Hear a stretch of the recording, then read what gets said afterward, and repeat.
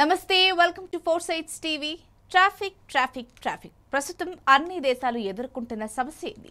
ఏ దేశంలో అయినా జనం ఎక్కువగా నివసించే పట్టణాలు, నగరాల వంటి ప్రాంతాల్లో ట్రాఫిక్ సమస్యలు రోజురోజుకు తీవ్రతరం అవుతున్నాయి. ట్రాఫిక్ సమస్యలు పరిష్కరించేందుకు ఆయా దేశాలు ట్రాఫిక్ సిగ్నల్స్ ను ఏర్పాటు చేసుకుని ట్రాఫిక్ జామ్ సమస్యలు తీర్చేందుకు యత్నిస్తున్నాయి. ట్రాఫిక్ సిగ్నల్స్ ఉంటే ఓ క్రమ పద్ధతిన వాహనాల రాకపోకలు సాగించడం ద్వారా ట్రాఫిక్ జామ్ కాకుండా వాహనదారులకు ఇబ్బంది లేకుండా చేస్తాయి. అయితే ట్రాఫిక్ సిగ్నల్సే లేకపోతే ఊహించుకోండి, ట్రాఫిక్ ను ఎలా కంట్రోల్ చేస్తారు? మన సరిహద్దు దేశమైన భూటాన్లో ఒక్క ట్రాఫిక్ సిగ్నల్ లేకుండా ట్రాఫిక్ ను కంట్రోల్ చేస్తున్నారట. సిగ్నల్ లేకుండా ట్రాఫిక్ కంట్రోల్ ఎలా సాధ్యం తెలుసుకుందాం.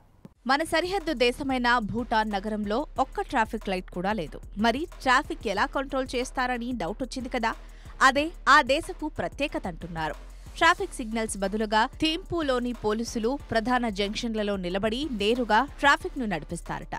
భూటాన్ ఆ దేశ ఆర్థిక వృద్ధి రేటు కంటే పౌరుల శ్రేయస్సుకు ప్రాధాన్యం ఇస్తుందట. అందుకే ట్రాఫిక్ నిర్వహణ అనేది భూటాన్ స్థూల జాతీయ సంతోషం అనగా GNH తత్వశాస్త్రంతో ముడిపడి ఉందట.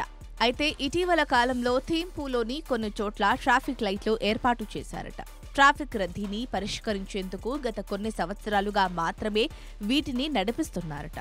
మొత్తం మీద ట్రాఫిక్ లైట్లు లేని ఏకైక దేశం భూటాన్ కాకపోయినా ట్రాఫిక్ నిర్వహణలో దాని ప్రత్యేక విధానం స్థిరమైనదని, సమానమైన అభివృద్ధికి నిబద్ధతను ప్రతిబింబిస్తుందని అంటున్నారు దీని గురించి పూర్తిగా తెలిసిన నెటిజన్లు.